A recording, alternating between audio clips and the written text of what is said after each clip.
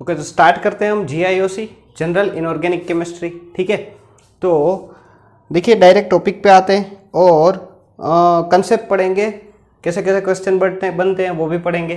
ठीक है, तो ध्यान दीजिएगा, बहुत सारी चीज़ें आएंगी इसमें। तो पहले हम देखते हैं पार्टिकल्स क्या है पार्टिकल्स। ठीक है, तो कौन से पार्टिकल होते हैं, ज़्यादा डिटेल में नहीं पढ़ने वाले, थोड़ा बहुत ही। ठीक है, तो पार्टिकल में एक होता है इलेक्ट्रॉन।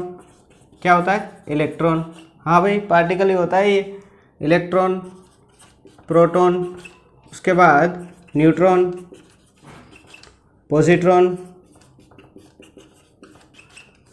पॉजिट्रॉन के बाद न्यूट्रिनो और लास्ट वाला मिजोन। ये सब पार्टिकल 6 है, 1 2 3 4 5 और 6। सिंबल क्या क्या होता है? इलेक्ट्रॉन का पता है सबको, E माइनस आगे लगा दो, माइनस पीछे लगा दो, कोई दिक्कत नहीं है। प्रोटॉन को हम P+ भी बोल देते हैं और 11H भी बोल देते हैं। ठीक है, उसके बाद न्यूट्रॉन, क्या बोलते हैं न्यूट्रॉन को? N0 बोल देते हैं या 11N, इस तरह से लिख देते हैं। उसके बाद पॉजिट्रॉन को एंटी इलेक्ट्रॉन भी बोलते हैं। तो आप पॉजिट्रॉन की जगह क्या लिख सकते हैं? Anti electron. ठीक है, तो पॉजिट्रॉन की यहाँ पे ब्रैकेट में एंटी इलेक्ट्रॉन लिख देना ताकि कभी आ जाए तो दिक्कत ना हो। तो उसके बाद आता है पॉजिट्रॉन। तो पॉजिट्रॉन, उसका सिंबल क्या होता है? देखिए, इलेक्ट्रॉन का E- होता है, उस तरह पॉजिट्रॉन का E+ होता है। उसके बाद न्यूट्रिनो को म्यू बोल देते हैं हम। उसके बाद म्यूजोन के भी बोलते हैं, म्यू और के।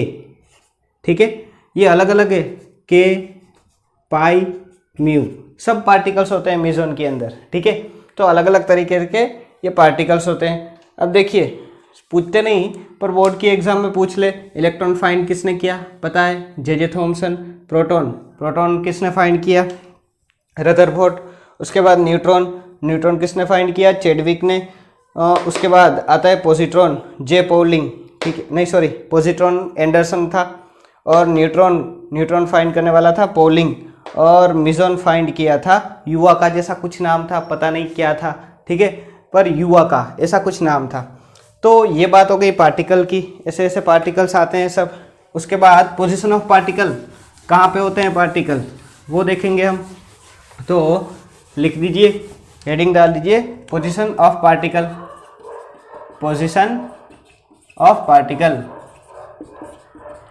ठीक है, अब देखते हैं पोजीशन ऑफ पार्टिकल। तो पार्टिकल की पोजीशन कहाँ होती है? देखिए, न्यूक्लियस होता है, इसको हम क्या बोल देते हैं? न्यूक्लियस।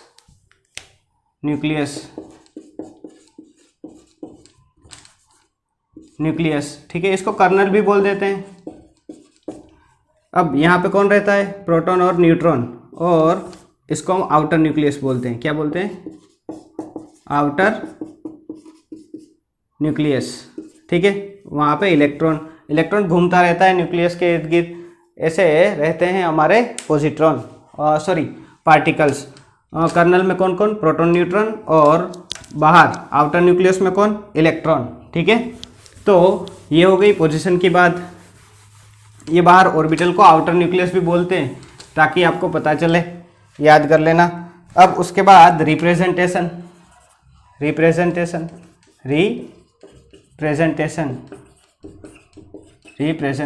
Of element.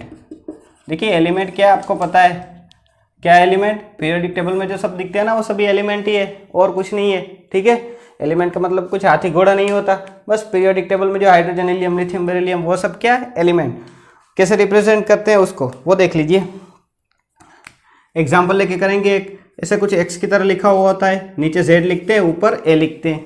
एक एग्जाम्पल लेते हैं, सपोज ये कार्बन है, एक्स की जगह क्या लिख दिया हमने? कार्बन। यहाँ पे 6 लिखते हैं, यहाँ पे 12, तो ये क्या हो गया? Z, और ये क्या हो गया? ऊपर 12A। अब A का मतलब होता है एटॉमिक मास। क्या होता है? Atomic mass. और Z का मतलब होता है एटॉमिक नंबर। ठीक है, अब इलेक्ट्रॉन और न्यूट्रॉन यहाँ से निकालने आने चाहिए हमें। देखिए, इलेक्ट्रॉन की कहानी कुछ ऐसी है, जितना एटॉमिक नंबर उतने ही इलेक्ट्रॉन और उतने ही प्रोटॉन। फॉर एग्जाम्पल, इसमें देखिए, A क्या है? एटॉमिक मास 12, Z क्या है 6, एटॉमिक नंबर 6, इलेक्ट्रॉन कितने होंगे, इलेक्ट्रॉन भी कितने होंगे 6, प्रोटॉन कितने होंगे, प्रोटॉन भी कितने होंगे 6। अब बारी आई न्यूट्रॉन की। देखिए न्यूट्रॉन का इक्वेशन होता है A माइनस जेड, ठीक है, ए में से Z निकाल दो, क्या मिल जाता है N, यानी कि न्यूट्रॉन। A कितना है हमारा इसमें 12 और Z कितना है 6, तो 12 में से 6 निकाल दो तो कितना मिल जाएगा N 6, ठीक है। तो ये बात हो गई कि भाई एटॉमिक मास क्या होता है, एटॉमिक नंबर क्या होता है, इलेक्ट्रॉन प्रोटॉन न्यूट्रॉन कैसे निकालते हैं, समझ गए, ये देख लेना एक बार, ठीक है। एटॉमिक नंबर जितना हो उतने ही इलेक्ट्रॉन और उतने ही प्रोटॉन होते हैं, और एन कैसे निकालते हैं A माइनस जेड। एक एग्जाम्पल कर लिया, काफ़ी है, ज़्यादा नहीं करेंगे हम एग्जाम्पल, ठीक है। तो अब रिप्रेजेंटेशन हो गया, रिप्रेजेंटेशन ऑफ एलिमेंट। लंबी चौड़ी थियरी नहीं बनाई, सिर्फ एक एग्जाम्पल देके लिपटा दिया ताकि पता चले। अब देखिए उसके बाद मेन टॉपिक जहाँ से क्वेश्चन बनता है, इंपॉर्टेंट लगा लेना। देखिए अब हम पढ़ेंगे आइसोटॉप्स क्या है, आइसोटॉप्स, उसके बाद आइसोबार, उसके बाद आइसोटोन, और लास्ट वाला आइसो डायाफर्स। यहाँ से क्वेश्चन बन जाते हैं। तो आइसोटॉप्स क्या, आइसोबार, आइसोटोन, आइसोडायाफर्स, वो आपको समझना होगा। इसमें भी हम शॉर्ट में लिपटाएंगे, टेबल इसलिए बनाया ताकि आप कंपेयर कर सको, सब एक साथ याद रह जाए, ठीक है। क्या होता है आइसोटॉप्स में, आइसोटॉप्स में एलिमेंट सेम होता है, सेम एलिमेंट, डिफरेंट एटॉमिक मास, एलिमेंट सेम हो पर एटॉमिक मास क्या हो, डिफरेंट डिफरेंट हो, तो उसको हम क्या बोलते हैं आइसोटॉप्स। एग्जांपल ले लेते हैं 11H, 12H और 13H। इसको हम हाइड्रोजन बोलते हैं, 12H को हम ड्यूटेरियम बोलते हैं और 13H को हम ट्रिटियम बोलते हैं, ठीक है। तो अब देखिए यहाँ पे एलिमेंट सेम है पर एटॉमिक मास क्या है, different, same element different atomic मास, तो ये तीन एक दूसरे के क्या हो गए, आइसोटॉप्स, ठीक है। अब एक इंफॉर्मेटिव क्वेश्चन बन जाता है यहाँ से, ये ट्रिटियम है, वो रेडियो एक्टिव एलिमेंट होता है, तो अगर आपसे पूछ ले कि ट्रिटियम क्या है, मतलब पीरियोडिक टेबल में सबसे स्मॉलेस्ट रेडियो एक्टिव एलिमेंट कौन सा है, तो आप ट्रिटियम लिख सकते हैं। तो यहाँ पे मैं लिख देता हूँ स्मॉलेस्ट रेडियो एक्टिव शॉर्ट में लिख दिया, स्मॉलेस्ट रेडियो एक्टिव एलिमेंट कौन सा, ट्रिटियम। इसमें हम नेचुरल एबंडेंस भी देखते हैं, क्या, नेचुरल एबंडेंस, इसमें से भी क्वेश्चन आ जाता है नेचुरल एबंडेंस। अब क्या है नेचुरल एबंडेंस वो मैं आपको बताऊंगा थोड़ी देर में, ठीक है, तो दिक्कत ना ले, अभी हो जाएगा। तो पहले सबको कंपेयर कर लेते हैं, बाद में नेचुरल एबंडेंस पे वापस आएंगे, ठीक है। तो आइसोबार इससे एकदम उल्टा होता है, इसमें क्या होता है, डिफरेंट एलिमेंट डिफरेंट होगा पर सेम एटॉमिक मास, ठीक है। एटॉमिक मास का मतलब एलिमेंट क्या होंगे, डिफरेंट पर एटॉमिक मास क्या होंगे, सेम, तो उसको हम क्या बोलेंगे, आइसोबार। देखिए वैसे तो हम समझेंगे नहीं, हमें तो चाहिए क्या, एग्जाम्पल, तो एग्जाम्पल लिख लो, कार्बन 13 और नाइट्रोजन, कार्बन 14 लिख देते हैं, कार्बन 14 और नाइट्रोजन 14। अब इसमें देखिए एलिमेंट क्या है, डिफरेंट, इसमें कार्बन है इसमें नाइट्रोजन, पर इसमें अगर देखा जाए तो जो एटॉमिक मास है वो क्या है, सेम, तो different element same atomic mass, तो इसको हम क्या बोलेंगे, आइसोबार, ठीक है। उसके बाद बारी आई आइसोटोन की, तो आइसोटोन में एलिमेंट डिफरेंट रहेंगे, different element different atomic mass भी क्या, different, but same number of neutron, यानी कि एन क्या रहेगा, सेम। तो अगर आपको ऐसे दो एटम दे दिए जाए कि जिसके अंदर एलिमेंट डिफरेंट हो, एटॉमिक मास भी क्या हो, डिफरेंट हो, पर सेम क्या मिले आपको, न्यूट्रॉन, एन कैसे निकालते हैं हम, यहाँ पे ब्रैकेट में इक्वेशन भी साथ साथ लिख लिया करो ताकि दिक्कत ना हो। ए माइनस जेड, ठीक है, ऐसे निकालते हैं ना एन। तो ए माइनस जेड सेम हो तब क्या बोलते हैं हम, आइसोटोन। एग्जाम्पल देखते हैं, C614 C613 नाइट्रोजन 14, ठीक है। अब देखिए यहाँ पे एलिमेंट क्या है, डिफरेंट एलिमेंट। एटॉमिक मास यहाँ पे 13, यहाँ पे 14, तो वो भी अलग अलग, पर न्यूट्रॉन सेम होंगे। न्यूट्रॉन सेम होंगे मतलब ए माइनस जेड क्या होगा, सेम। तो इसका ए माइनस जेड निकालो, ए माइनस जेड 13 माइनस 6, यहाँ पे भी 14 माइनस 7, इसका आंसर क्या आएगा 7। इसका आंसर भी क्या आएगा 7। तो देखो एन की वैल्यू दोनों में क्या है, सेम। तो एन की वैल्यू सेम है तो इसका मतलब ये क्या हो गए दोनों, आइसोटोन। उसके बाद आइसोडायाफर्स। तो देखिए आइसोडायाफर्स, ये आईएमपी है, ठीक है, ये महा आईएमपी है। अगर 4 में से सिलेक्शन किया जाए तो ये ज़्यादा आईएमपी है। अब इसमें डिफरेंट एलिमेंट रहेंगे, एलिमेंट डिफरेंट एटॉमिक मास भी क्या, एटॉमिक मास भी डिफरेंट एन यानी कि neutron, different number of neutron. N की वैल्यू भी क्या होगी, अलग अलग। तो भैया सेम क्या होगा, but same isotonic number same रहेगा। अब जानना पड़ेगा कि भैया ये आइसोटोनिक नंबर क्या है, ठीक है। आइसोटोनिक नंबर का मतलब होता है n minus P. Isotonic number का मतलब क्या होता है, n माइनस पी। तो बस ये सेम रहना चाहिए n माइनस पी। एग्जाम्पल लेके देखते हैं। देखिए एग्जाम्पल रेड पेन से लिखते हैं। अब हमने रेड पेन खरीद लिए, एक ट्रिटियम का एग्जाम्पल ले लिया और एक लिथियम।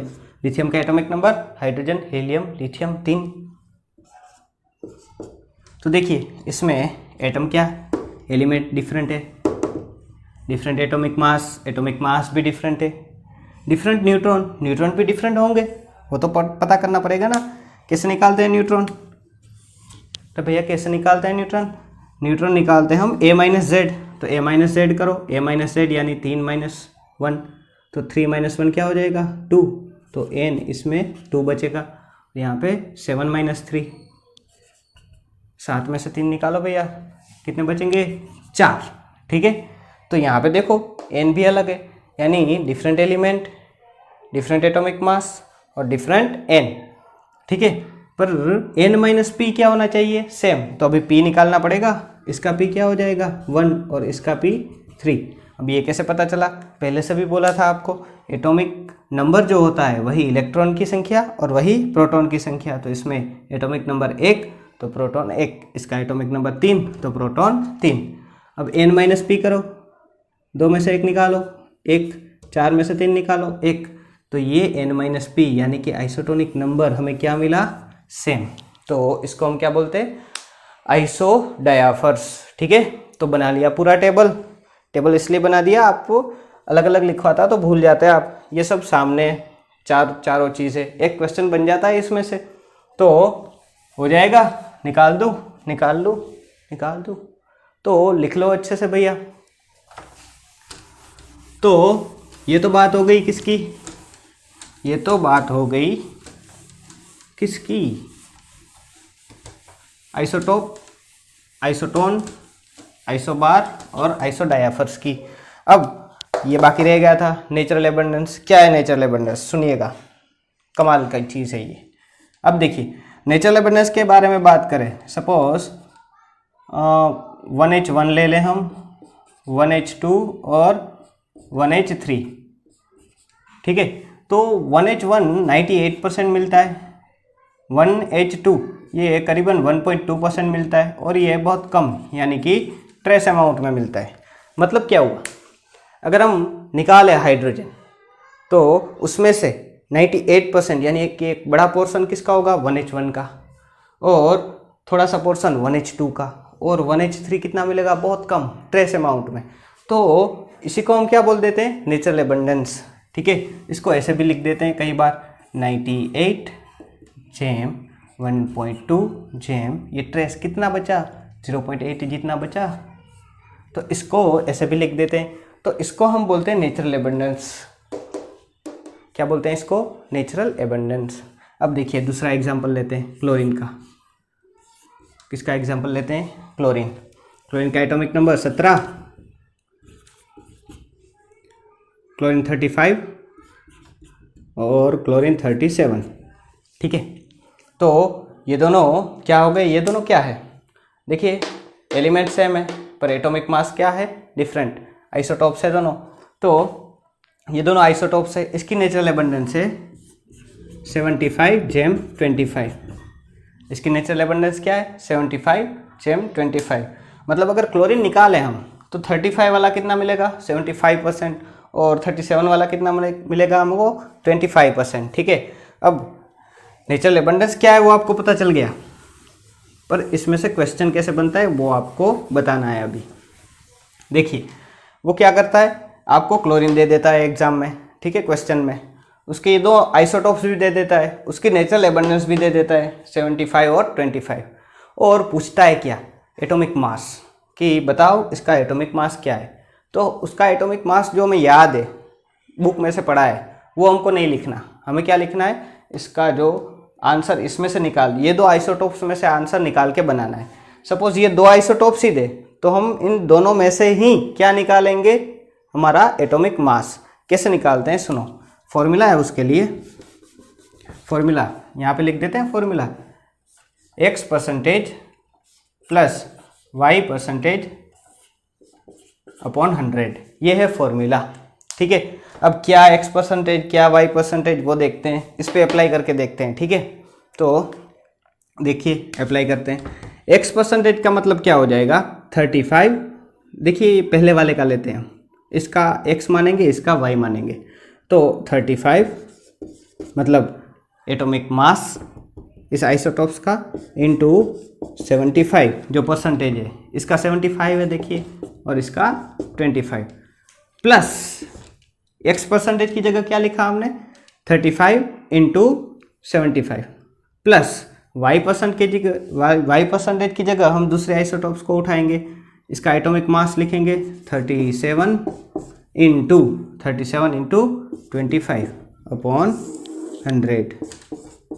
ठीक है, जब इसका आंसर आप निकालोगे तब कुछ ना कुछ आंसर आएगा, और वही हमारा क्या बनेगा, एटॉमिक मास। ठीक है, इसका आंसर निकालोगे आप 35.5 करीब आएगा, पता नहीं, वो आप निकाल लेना। तो इसका एटॉमिक मास ऑप्शन में कहीं ना कहीं 35.5 दिया रहेगा, तो आपको उठा के आंसर टिक लगा के आ जाना है। ठीक है, हो जाएगा। अब देखिए लिख लेना, इस तरह से ये नहीं कि क्लोरीन का दे दिया, वो किसी का भी दे सकता है। For example bromine they they, bromine, okay, bromine का एटॉमिक नंबर 35, और एक दे दिया ब्रोमीन 79 और ब्रोमीन 81, और इसकी नेचुरल एबंडेंस दे देगा 50-50, दोनों कितने बनते हैं 50-50।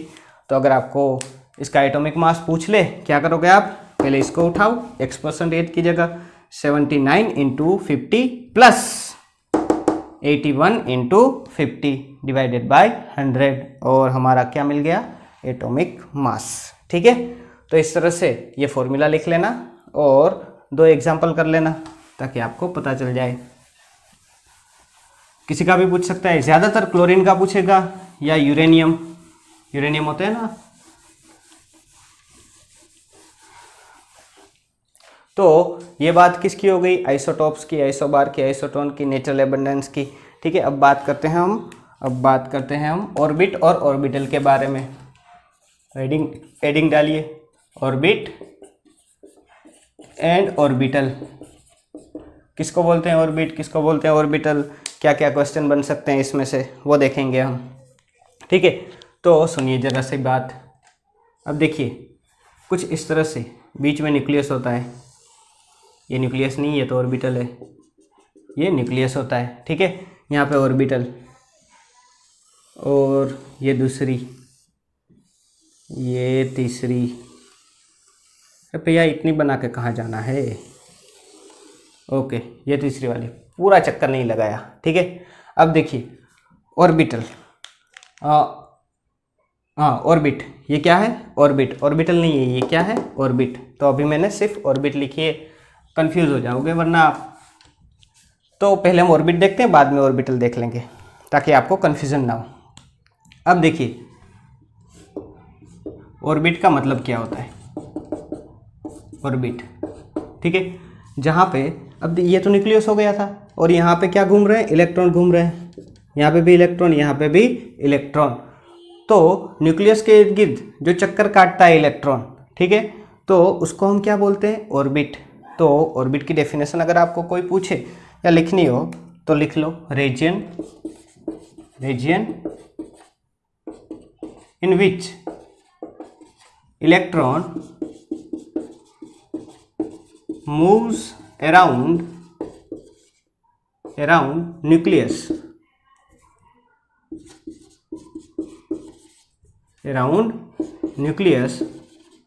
are called orbit। ऑर्बिट किसको बोलेंगे हम, वो रीजन जहां पे इलेक्ट्रॉन चक्कर काट रहा है न्यूक्लियस के, उसको हम क्या बोलेंगे ऑर्बिट। तो पता चल गया क्या है ऑर्बिट, समझ जाओगे। ओके, तो इसको हम रिप्रेजेंट कैसे करते हैं, orbit represent by principal quantum number, principal quantum number n। इसको हम n से रिप्रेजेंट करते हैं। Suppose n is equal to क्या होता है 1 2 3 4 इनफाइनाइट तक, ठीक है, जीरो नहीं होता, n 1 से स्टार्ट होता है। तो सपोज यहाँ पे 1 कर दिया, यहाँ पे 2, यहाँ पे 3, यहाँ पे 4, तो 1 2 3 4 ये क्या हो गया principal quantum number. Principal quantum number 1 मतलब पहली वाली, प्रिंसिपल क्वांटम नंबर 2 मतलब दूसरी वाली, तन मतलब तीसरी वाली, 3 मतलब तीसरी वाली, गुजराती आ जाती है कहीं कहीं बीच में, ठीक है। तो ये बात क्या हो गई ऑर्बिट की।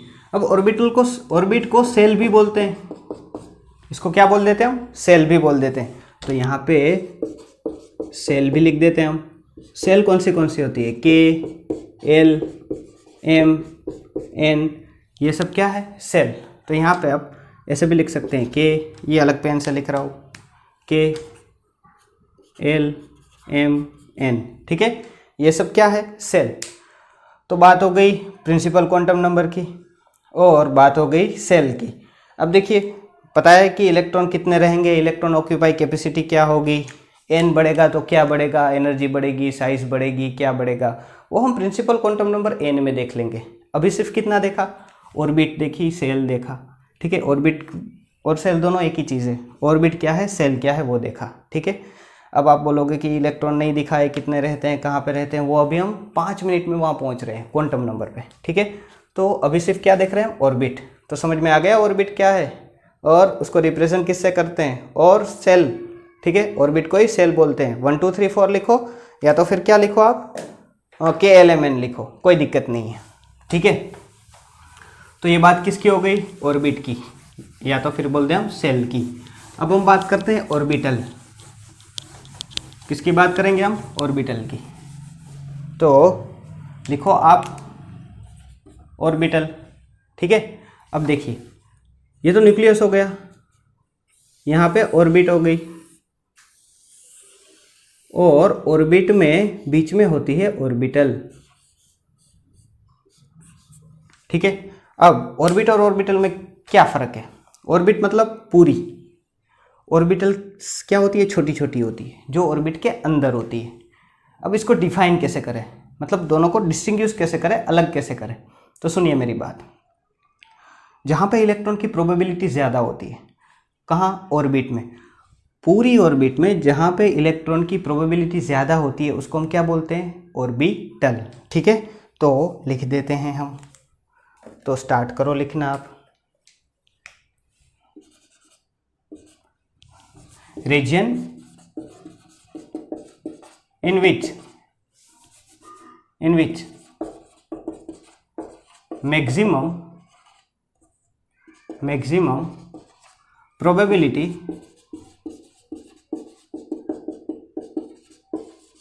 of electron is known as orbital।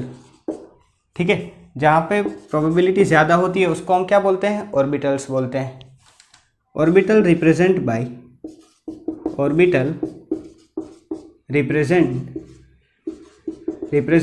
Bye angular quantum number.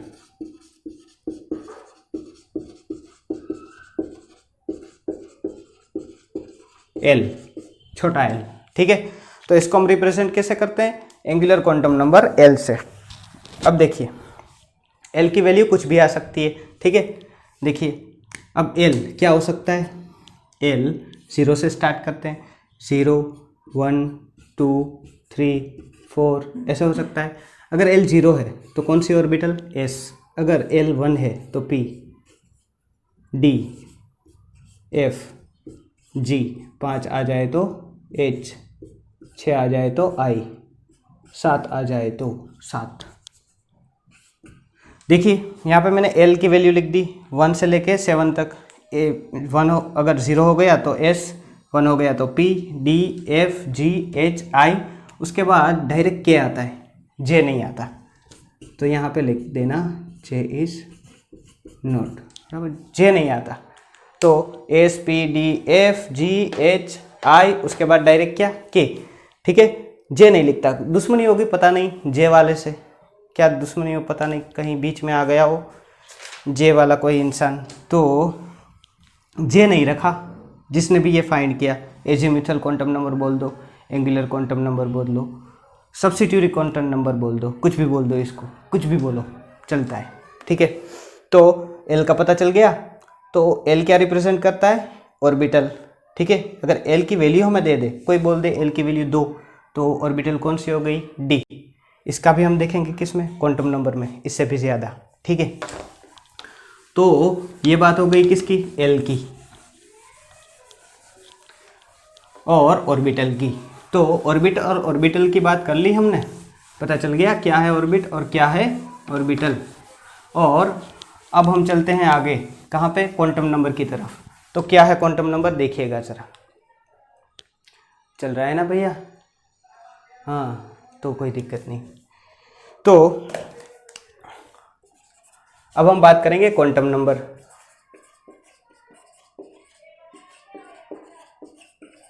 देखिए क्वांटम नंबर कौन से होते हैं? एक क्वांटम नंबर होता है एन, जिसको हम बोलते हैं प्रिंसिपल क्वांटम नंबर, अभी देखा था हमने। दूसरा होता है एल। एल कौन सा? एजीमुथल क्वांटम नंबर, या तो आप बोल दो इसको एंगुलर मोमेंटम क्वांटम नंबर। ठीक है, उसके बाद होता है एम, मैग्नेटिक क्वांटम नंबर, और एस, स्पिन क्वांटम नंबर। ठीक है, तो टोटल 1 2 3 4 क्वांटम नंबर होते हैं। इसमें से क्वेश्चन बन जाता है। तो ये भी टॉपिक हो गया हमारा इम्पोर्टेंट, तो इसको भी लगा लो इम्पोर्टेंट। ठीक है, तो सबसे पहले हम बात करते हैं किसकी? Principal quantum number. तो पहला वाला लिखते हैं हम principal quantum number. Principal quantum number, इसको बोलते हैं एन। तो प्रिंसिपल क्वांटम नंबर क्या करता है, क्या डिसाइड करता है, इससे हमें क्या पता चलता है, वो जानना ज़रूरी है। तो लिखिए इट डिसाइड, ये क्या डिसाइड करता है? It decide shape and energy of orbit. ये डिसाइड करता है ऑर्बिट का शेप नहीं, sorry, size. It decide size and energy of orbit. दो चीज़ें पता चलती है। देखिए हमने ऐसा कुछ बनाया था, ऐसा, और यहाँ पे हम लिखते थे 1 2 3, ये था क्या था? Quantum number. अब जैसे जैसे क्वांटम नंबर बढ़ेगा, ये n छोटा है, 1 है, फिर 2, फिर 3 4 5 6, तो वैसे वैसे जैसे जैसे n बढ़ेगा वैसे वैसे साइज बढ़ेगी। ठीक है, वैसे वैसे एनर्जी भी बढ़ेगी। तो क्वांटम नंबर से हम क्या पता कर सकते हैं? साइज और एनर्जी। क्वांटम नंबर यानी कि प्रिंसिपल क्वांटम नंबर से क्या पता कर सकते हैं हम? साइज और एनर्जी। अब देखिए n directly proportional to size and energy. Energy का ऑर्डर भी निकालेंगे हम दो की मदद से, एन और एल की हेल्प से निकालेंगे, वो आगे देखेंगे, ठीक है। अभी तो एन बढ़ेगा, साइज भी बढ़ेगी और एनर्जी भी बढ़ेगी। अब देखते हैं electron occupy capacity. Electron occupy capacity, electron कितने रह सकते हैं ऑर्बिट में, इसका सिंपल सा फॉर्मूला है 2n²। क्या? 2n²। सपोज मैं ले लूँ पहली वाली ऑर्बिट, यानी कि इसको सेल भी बोल सकते हैं हम, के भी बोल सकते हैं ना, के भी बोल सकते हैं, या मैं 1 लिख दूँ पहली वाली ऑर्बिट में। अब देखिए इसको आराम से लिखते हैं, अच्छे से लिख देते हैं। 2n² को मैं यहाँ पे लिख देता हूँ, इलेक्ट्रॉन ऑक्यूपाई कैपेसिटी 2n², ठीक है। तो देखिए n इज इक्वल टू 1 लिख दूँ, 2 3 4 5, ठीक है। पहली वाली ऑर्बिट, इसमें कितने इलेक्ट्रॉन रह सकते हैं, फॉर्मूला लगा दो 2n², 2n का मतलब क्या हो जाएगा 1, कितने इलेक्ट्रॉन रहेंगे 2। दूसरी वाले में 2n² और n की जगह हम क्या लिख देंगे 2, ये सब n है, ठीक है। तो 2n की जगह क्या लिखेंगे हम 2, ये 2 का स्क्वायर 4 हो गया और 8, यानी n इज इक्वल टू दूसरी वाली ऑर्बिट में कितने इलेक्ट्रॉन रह सकते हैं 8, तीसरी वाले में 2n², 3 का स्क्वायर, इसमें क्या हो गए 18, और चौथी वाली में 2 4 और स्क्वायर 32, ठीक है। इसका गिन लेना भैया, हमारी तो मैथ्स वीक है, ठीक है। तो पांचवी वाली में 2 5², ठीक है। 5 का स्क्वायर क्या हो जाएगा 25, और 25 इंटू 2, तो ऐसा कर सकते हैं हम। 2n² से इलेक्ट्रॉन ऑक्यूपाई कैपेसिटी कितने इलेक्ट्रॉन रह सकते हैं वो पता करेंगे हम, यानी पहली वाली ऑर्बिट में कितने इलेक्ट्रॉन 2, दूसरी वाली में कितने 8, तीसरी वाली में कितने 18, चौथी वाली में कितने 32, ये पता कर सकते हैं। पहली वाली सेल, या तो मैं बोलूँ ऑर्बिट, उसको हम क्या बोलते थे के, तो यहाँ पे हम ये भी लिख सकते हैं कि के के अंदर कितने इलेक्ट्रॉन 2, उसके बाद एल के अंदर 8, एम के अंदर 18, एन के अंदर 32, तो ऐसे भी लिख सकते हैं आप, कोई दिक्कत नहीं है। तो लिख लो फटाफट। ये बात हो गई प्रिंसिपल क्वांटम नंबर। अब देखिए प्रिंसिपल क्वांटम नंबर की अच्छी अच्छी चीज़ें बता देता हूँ। ये स्टार्ट होता है 1 से, जो याद करने की है आपको। प्रिंसिपल क्वांटम नंबर कभी भी 0 नहीं होता। ये स्टार्ट कहाँ से होता है 1 से, 1 2 3 4 5 6 इनफाइनाइट तक जाता है, पर कभी भी प्रिंसिपल क्वांटम नंबर 0 नहीं होता। अब आप बोलोगे सर ये तो आपने लिख दिया, हमें पता है, पर भैया क्वेश्चन ऐसे ही बनते हैं, सेट बना के देगा आपको और पूछेगा कि इसमें से कौन सा सेट सही है और कौन सा गलत, तब आपको ज़रूरत पड़ेगी जो मैं अभी बोल रहा हूँ। तो ये हो गया हमारा प्रिंसिपल क्वांटम नंबर n, इतनी ही चीज़ें थी। उसके बाद आएगा l, प्रिंसिपल क्वांटम नंबर हो गया। उसके बाद क्या होगा, एंगुलर मोमेंटम क्वांटम नंबर, जिसको हम बोलते हैं l। एजिमुथियल क्वांटम नंबर भी बोलते हैं इसको, एंगुलर मोमेंटम क्वांटम नंबर भी बोलते हैं, सब्सिडरी क्वांटम नंबर भी इसको बोल देते हैं, ठीक है। कोई दिक्कत नहीं, कुछ भी बोलो, इसको बुरा ही नहीं लगता, ठीक है। अब देखिए एंगुलर मोमेंटम ये क्या डिसाइड करता है, मतलब इससे हमें क्या पता चलता है, it inform about shape of orbital, इससे हमें शेप पता चलता है, ठीक है। इलेक्ट्रॉन ऑक्यूपाई कैपेसिटी इसकी क्या होगी, यहाँ पे लिख देता हूँ मैं 4l+2, क्या होगी 4l+2।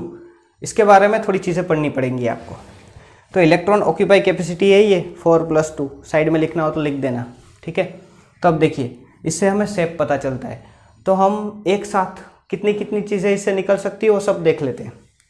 अब देखिए हमें पता है कि L कहाँ से स्टार्ट होता है, 0 1 2 3 4 ऐसे स्टार्ट होता है, ठीक है। तो एन कहाँ से स्टार्ट हो रहा था, 1 से। एल कहाँ से स्टार्ट हो रहा है, 0 से, याद रखना, ठीक है। अब देखिए एल इज इक्वल टू 0 हो गया, 1 हो गया, 2 हो गया, 3 हो गया और 4 हो गया। सिर्फ 3 तक करते हैं, ठीक है, 4 का कुछ काम नहीं। एल इज इक्वल टू 0, थोड़ी जगह रहेगी, 1, 2 और 3, इतने होते हैं। अब 0 का मतलब अगर L इज इक्वल टू 0 है तो यहाँ पे ऑर्बिटल कौन सी हो जाएगी। देखो हमने पढ़ा था ऑर्बिटल कौन सी है वो किससे पता चलता है, L से पता चलता है। तो यहाँ पे L इज इक्वल टू 0 है तो S ऑर्बिटल, 1 है तो P ऑर्बिटल, 2 है तो D ऑर्बिटल, 3 है तो S P D और F ऑर्बिटल, ठीक है। तो ऑर्बिटल पता चल जाएंगी आपको L से, ठीक है, कोई दिक्कत नहीं। और ऑर्बिटल से L भी पता होना चाहिए, ये दोनों एक दूसरे में कन्वर्जन आना चाहिए आपको। अब इसके बारे में बात करते हैं, शेप के बारे में, सबके शेप। इसका शेप, S का शेप स्फेरिकल होता है, क्या, स्फेरिकल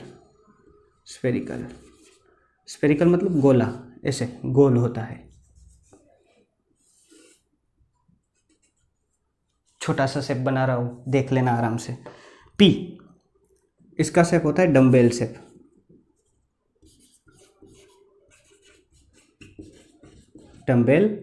ठीक है, डम्बेल शेप कुछ इस तरह होता है, ठीक है। यहाँ पे ऊपर प्लस होता है, नीचे माइनस होता है। इसके बाद D का शेप होता है डबल डम्बेल,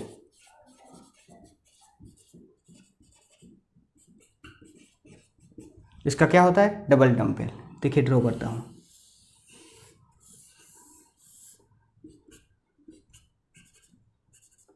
ऐसा, ठीक है। सामने सामने 2 प्लस और सामने सामने 2 माइनस हो जाएगा F। ये कॉम्प्लेक्स होता है, इसका शेप कॉम्प्लेक्स, मतलब समझ तो सकते हैं हम पर समझेंगे नहीं, ठीक है। आप कहीं भी जाओ, इसके नाम भी अलग अलग कॉम्प्लेक्स है, शेप भी कॉम्प्लेक्स है, पूछते नहीं है इसके बारे में, पूछना भी नहीं चाहिए। अब देखिए शेप SPD, 3 के शेप पता चल गए। अब बात करते हैं इसकी सिमेट्री की, और उसमें भी हम सिमेट्री देखेंगे I, यानी कि सेंटर ऑफ सिमेट्री। अब क्या है सेंटर ऑफ सिमेट्री, देख लीजिए। सेंटर ऑफ सिमेट्री का मतलब होता है अगर कोई एटम में सेंटर ऑफ सिमेट्री प्रेजेंट है, मतलब उसमें क्या होगा, सेंटर में से ऑपोजिट डायरेक्शन में सेम एनवायरनमेंट होगा, ठीक है। एक एग्जांपल देता हूँ, समझिए आप। देखिए अगर मैं यहाँ ले लूँ C डबल बॉन्ड C, यहाँ पे हाइड्रोजन, यहाँ पे हाइड्रोजन, यहाँ पे CH3 और यहाँ पे CH3, ट्रांस वाला स्ट्रक्चर है। अगर इसके, ये लिखना नहीं है, थोड़ी देर रुकना, समझ लेना। अब सेंटर में से अगर मैं इस तरह जा रहा हूँ तो यहाँ पे मुझे हाइड्रोजन मिल रहा है और उसके ऑपोजिट डायरेक्शन में सेम एटम मिल रहा है, इधर CH3 मिल रहा है और उसके ऑपोजिट डायरेक्शन में भी क्या मिल रहा है, CH3। यानी कि सेंटर से ऑपोजिट डायरेक्शन में अगर सेम एनवायरनमेंट मिल जाए तो हम बोलते हैं कि उसमें सेंटर ऑफ सिमेट्री क्या है, प्रेजेंट है, ठीक है। तो इसमें सेंटर ऑफ सिमेट्री प्रेजेंट होगी, ठीक है। और अगर मैं यहाँ पे चेंज कर दूँ, यानी कि सिस बना दूँ, यहाँ पे मैंने CH3 लगा दिया, यहाँ पे भी CH3 और यहाँ पे हाइड्रोजन और यहाँ पे हाइड्रोजन। अब देखिए यहाँ पे CH3 है, उसकी ऑपोजिट डायरेक्शन में क्या है, हाइड्रोजन, तो ऑपोजिट डायरेक्शन में सेम एनवायरनमेंट नहीं है, तो यहाँ पे सेंटर ऑफ सिमेट्री क्या हो जाएगा, एब्सेंट, ठीक है। तो इसमें भी पता होना चाहिए हमें कि किस में सेंटर ऑफ सिमेट्री प्रेजेंट है और किस में एब्सेंट है। तो ये पूछ लेते हैं एग्जाम में। देखो स्फेरिकल गोला, कहीं भी जाओ सेंटर में से एनवायरनमेंट क्या मिलेगा, सेम।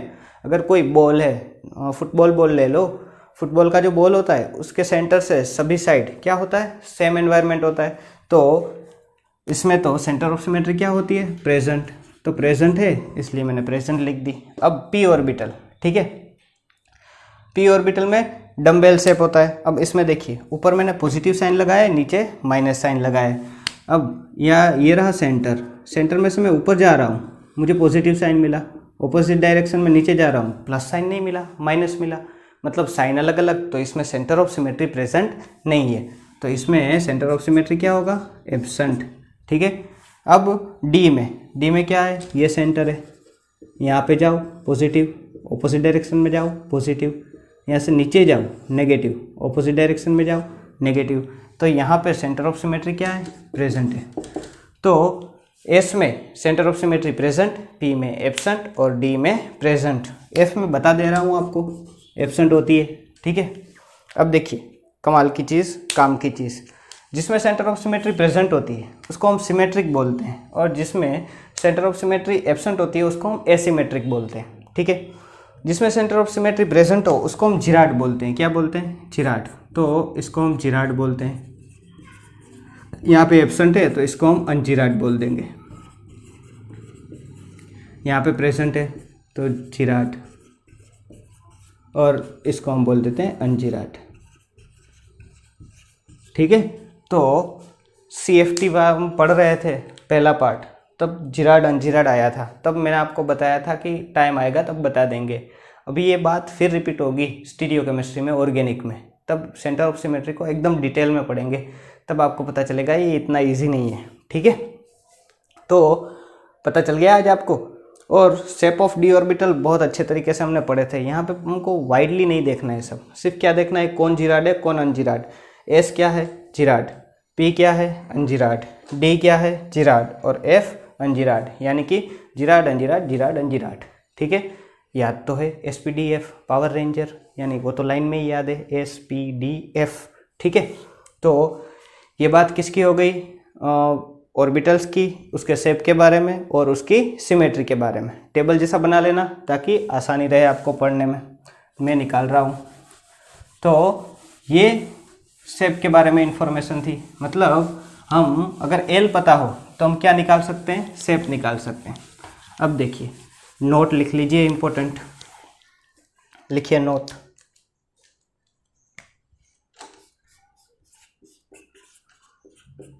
क्या लिखेंगे note,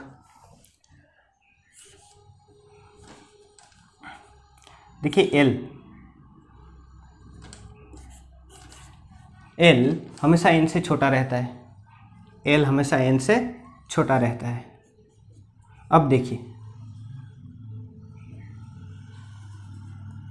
L is equal to n-1, यानी L क्या होता है, n से 1 कम होता है, ठीक है।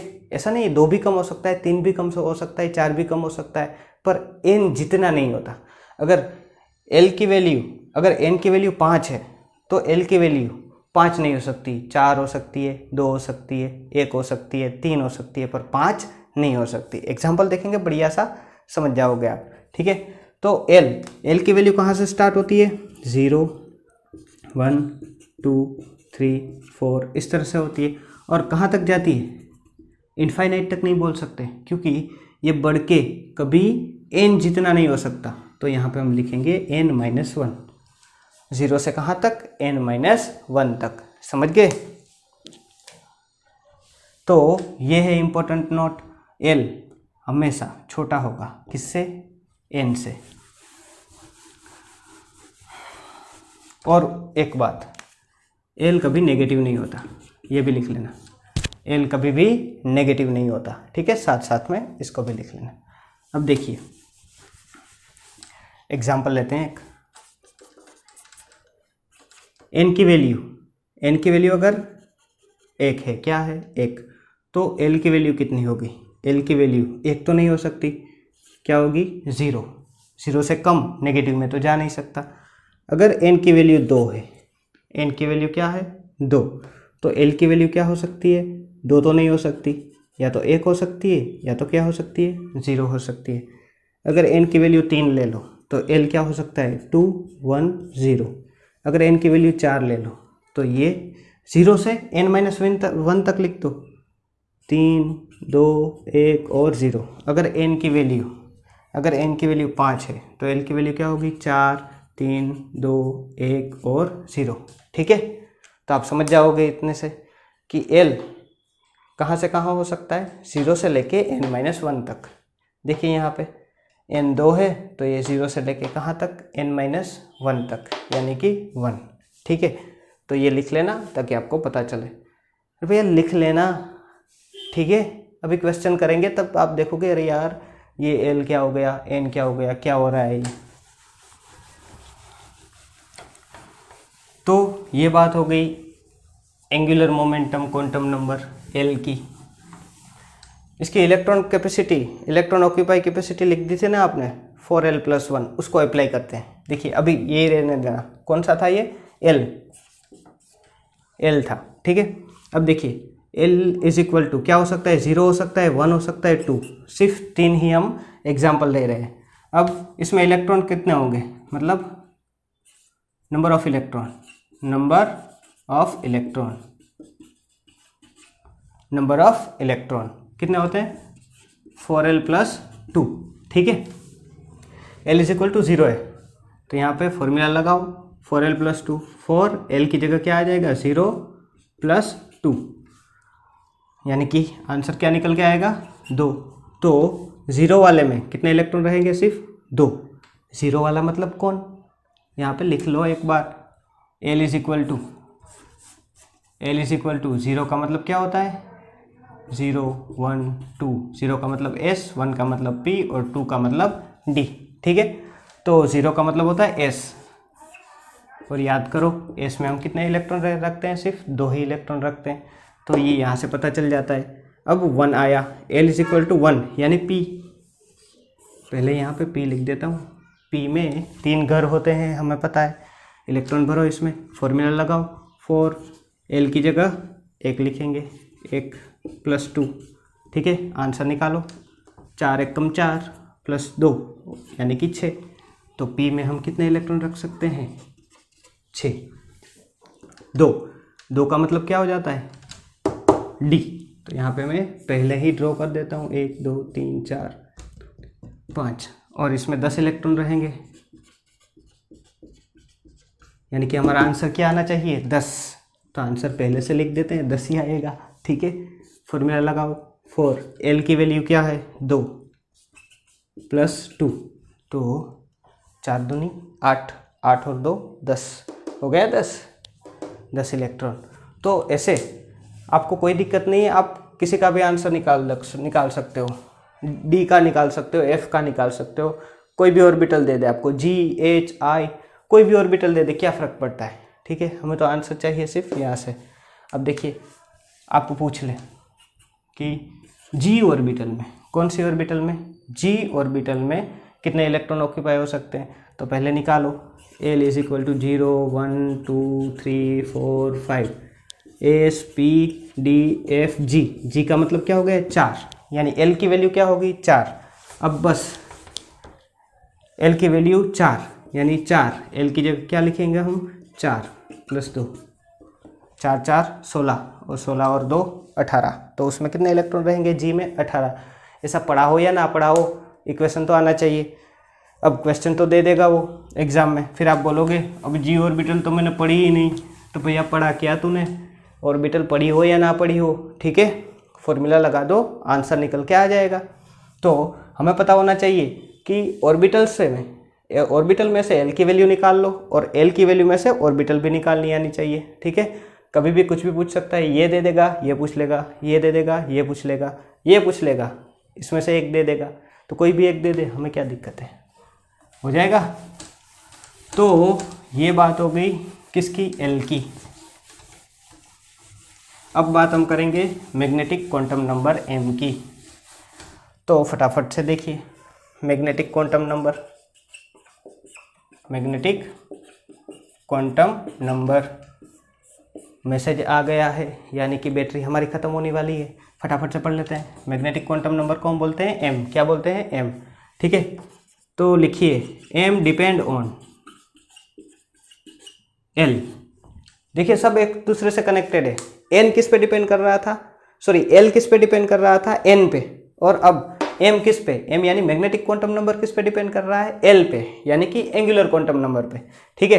तो अब देखिए अगर हमें एल पता है तो हम एम निकाल सकते हैं, कैसे, देखिए। अब देखिए अगर L is equal to small M is equal to plus L2 minus L, ठीक है। m is equal to plus L to minus L. अगर l इज इक्वल टू 1 आ जाए, क्या आ जाए 1, अगर l इज इक्वल टू 1 है तो m हम कैसे निकाल सकते हैं, m is equal to plus L to minus L, यानी प्लस 1 टू माइनस 1। तो क्या निकल के आ जाएगी वैल्यू, प्लस 1, उसके बाद 0 और उसके बाद माइनस 1। m की वैल्यू नेगेटिव हो सकती है, 0 भी हो सकती है, पर कभी भी l से बड़ी नहीं हो सकती। l से छोटी होगी पर l से बड़ी नहीं होगी। एक दो एग्जाम्पल देख लेते हैं, मुझे पता है ये आपको अच्छे से समझ में नहीं आया, ठीक है। तो देखिए एग्जाम्पल, इसको मैं निकाल रहा हूँ ये एग्जाम्पल को। अब देखिए यहाँ पे मैं लिख रहा हूँ ऑर्बिटल, यानी कि s, p और d। तीन एग्जाम्पल में समझ जाओगे। ओके, s मतलब l की वैल्यू क्या हो गई 0, p मतलब l की वैल्यू क्या हो गई 1 और d मतलब l की वैल्यू क्या हो गई 2। अब आगे बढ़ते हैं। अब यहाँ पे हम निकालेंगे m, क्या निकालेंगे m। तो यहाँ पे l 0 है, मतलब m का मतलब, m का इक्वेशन क्या था, यहाँ पे लिख देता हूँ plus L to minus L. तो यहाँ पे प्लस 0 से माइनस 0, यानी क्या हो जाएगा 0, ठीक है। p इज इक्वल टू 1, यानी l की वैल्यू 1 है तो m क्या होगा plus 1 to minus 1, plus 1 to minus 1। Plus 1 से जाना है कहाँ तक, माइनस 1 तक, यानी प्लस 1 0 और माइनस 1। d l की वैल्यू क्या है 2, प्लस 2 से minus 2, plus 2 plus 1 0 minus 1 minus 2। अभी ये m काम कहाँ आता है, m हाँ हम लिखते कहाँ पे वो सुनिए। s की ऑर्बिटल कुछ इस तरह होती है, ठीक है। तो यहाँ पे हम नीचे लिखते हैं 0, ये वैल्यू किसकी होती है m की। p में देखिए, p में कितने घर होते हैं 3 घर, ठीक है। तो यहाँ पे देखिए ऐसे लिखते हैं हम प्लस 1 0 और माइनस 1। d 5 घर होते हैं, ठीक है। यहाँ पे वैल्यू का कौन सी है प्लस 2 प्लस 1 0 माइनस 1 माइनस 2। तो यहाँ पे जो मैंने लिखी वैल्यू वो क्या है m, यानी कि ऑर्बिटल के नीचे लिखते हैं ये, ठीक है। काम आएगा इसका बहुत सारा, ठीक है। तो मैग्नेटिक क्वांटम नंबर निकालना आना चाहिए हमें, हो जाएगा मैग्नेटिक क्वांटम नंबर। यानी कि अगर कोई पूछे आपको n क्या है तो आपको बोलना है प्रिंसिपल क्वांटम नंबर 1 से लेके इनफाइनाइट तक। आपको बोले कोई l क्या है तो l क्या है, l एंगुलर क्वांटम नंबर कहाँ से कहाँ तक, 0 से लेके n-1 तक। अगर आपको n पता है तो l पता चल जाएगा। और m क्या है, किस पे डिपेंड करता है, l पे, प्लस l से लेके माइनस l तक, ठीक है। l अगर आपको कोई दे दे तो आप ये निकाल सकते हो। तो ये मैग्नेटिक क्वांटम नंबर हो गया। अब उसके बाद लास्ट वाला स्पिन क्वांटम नंबर,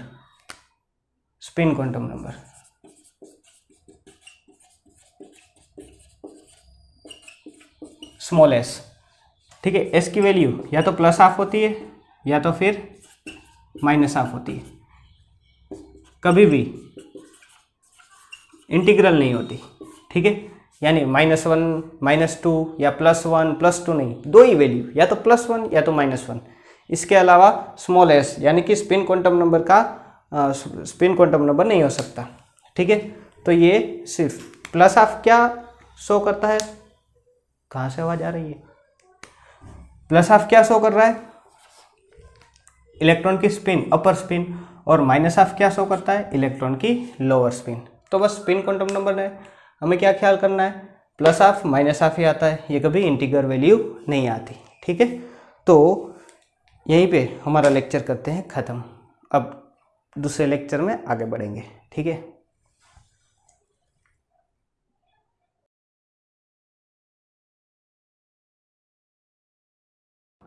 ओके, तो ये दो क्वेश्चन है जो आपको सॉल्व करने हैं। पहले क्वेश्चन में क्या है देखिए,